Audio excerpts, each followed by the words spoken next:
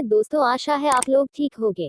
दोस्तों आपसे अनुरोध है, वीडियो को लाइक करें, शेयर करके मेरे चैनल को सब्सक्राइब करें दोस्तों, और बेल आइकन जरूर दबा दें दोस्तों, ताकि मैं कोई भी कहानी चैनल पर अपलोड करूं तो उसका नोटिफिकेशन आपको मिल सके।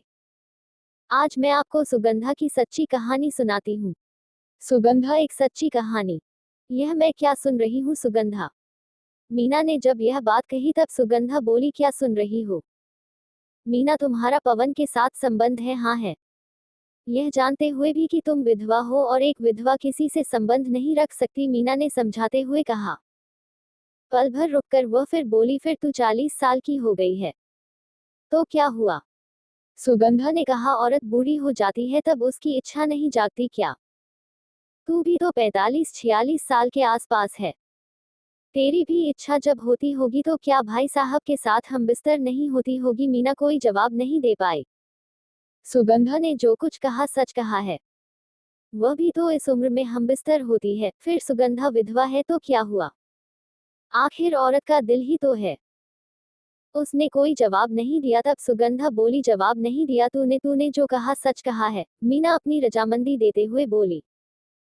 औरत अगर विधवा है तो उसके साथ यह सामाजिक बंधन क्यों? उल्टा सुगंधा ने सवाल पूछते हुए कहा। तब मीना पल भर के लिए कोई जवाब नहीं दे पाई। सुगंधा बोली, अगर किसी की पत्नी गुजर जाती है तो वह इधर उधर मुंह मारता फिरे तब यह समाज उसे कुछ न कहे क्योंकि वह मर्द है। मगर औरत किसी के साथ संबंध बनाए तब वह गुनाह हो जाता है। तो फिर तू पवन के साथ शादी क्यों नहीं कर लेती? मीना ने सवाल किया। आजकल लिव इन रिलेशनशिप का जमाना है, सुगंधा बोली। क्या दोस्त बनकर नहीं रह सकते हैं? ठीक है, तेरी मर्जी, जो आए वह कर। मैंने जो सुना था कह दिया, नाराज होकर मीना बोली। मगर तू 3 बच्चों की माँ है, वे सुनेंगे तब उन पर क्या गुजरेगी, यह सोचा है? हाँ, सब सोच लिया है। क्या बच्चे नहीं जानते हैं कि माँ के दिल में भी एक दिल छिपा हुआ है? उसकी इच्छा जागती होगी। समझाते हुए सुगंधा बोली, देखो मीना, इस बारे में मत सोचो। तुम अपनी लगी प्यास भाई साहब से बुझा लेती हो। काश ऐसा न हो, मगर तुम मुझ जैसी अकेली होती तो तुम भी वही सब कुछ करती जो आज मैं कर रही हूँ। समाज के डर से अगर नहीं भी करती तो तेरे भीतर एक आग उठती जो जलाकर तुझे भीतर ही भीतर भस्म करती। ठीक है बाबा, अब इस बारे में तुझसे कुछ नहीं पूछूंगी। तेरी मर्जी, जो आए वह कर, कहकर मीना चली गई।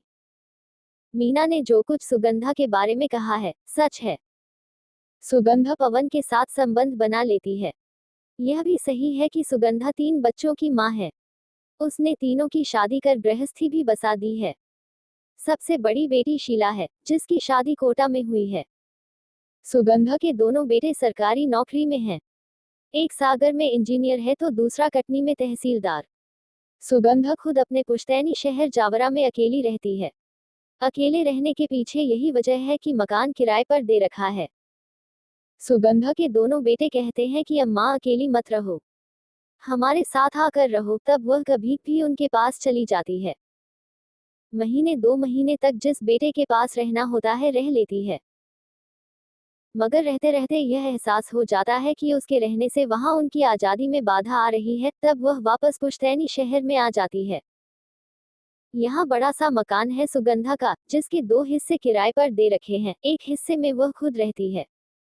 पति की पेंशन भी मिलती है। उसके पति शैलेंद्र तहसील दफ्तर में बड़े बाबू थे। उनका दिल की धड़कन रुकने से देहांत हो गया। आज 3 साल से ज्यादा समय बीत गया है, तब से वह खुद को अकेली महसूस कर रही है। अभी उसके हाथ पैर चल रहे हैं। सामाजिक जिम्मेदारी भी वह निभाती है। जब हाथ पैर चलने बंद होंगे तब वह अपने बेटों के यहाँ रहने चली जाएगी। फिर किराएदारों से किराया भी समय पर वसूलना पड़ता है, इसलिए उसका यहाँ रहना भी जरूरी है। ज्यादातर सुगंधा अकेली रहती है, मगर जब गर्मी की छुट्टियां होती हैं तो बेटी बेटों के बच्चे आ जाते हैं। पूरा सूना घर कोलाहल से भर जाता है। अकेले में दिन तो बीत जाता है, मगर रात में घर खाने को दौड़ता है। तब बेचैनी और बढ़ जाती है। तब आंखों से नींद गायब हो जाती है। ऐसे में शैलेंद्र के साथ गुजारी रातें उसके सामने चलचित्र की तरह आ जाते हैं। मगर जब से वह विधवा हुई है, शैलेंद्र की याद और उनके साथ बिताए गए पल उसे सोने नहीं देते। पवन सुगंधा का किराएदार है। वह अकेला रहता है। वह पॉलिटेक्निक में सिविल मैकेनिक पद पर है। उसकी उम्र 46 साल के आसपास है। उसकी पत्नी गुजर गई है। वह अकेला ही रहता है।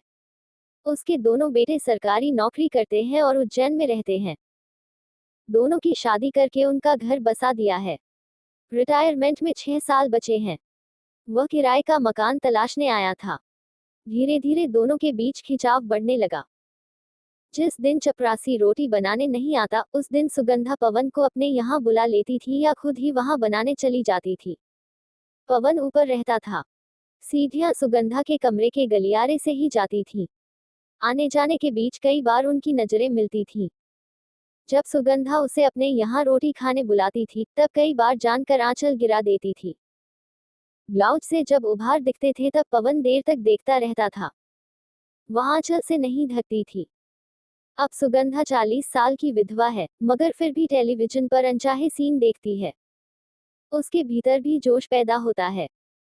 जोश कभी भी इतना ज्यादा हो जाता है कि वह छटपटा कर रह जाती है। एक दिन सुगंधा ने पवन को अपने यहाँ खाना खाने के लिए बुलाया। उसे खाना परोस रही थी और कामुक निगाहों से देखती भी जा रही थी। वह आंचल भी बार बार गिराती जा रही थी, मगर पवन संकेत नहीं समझ पा रहा था।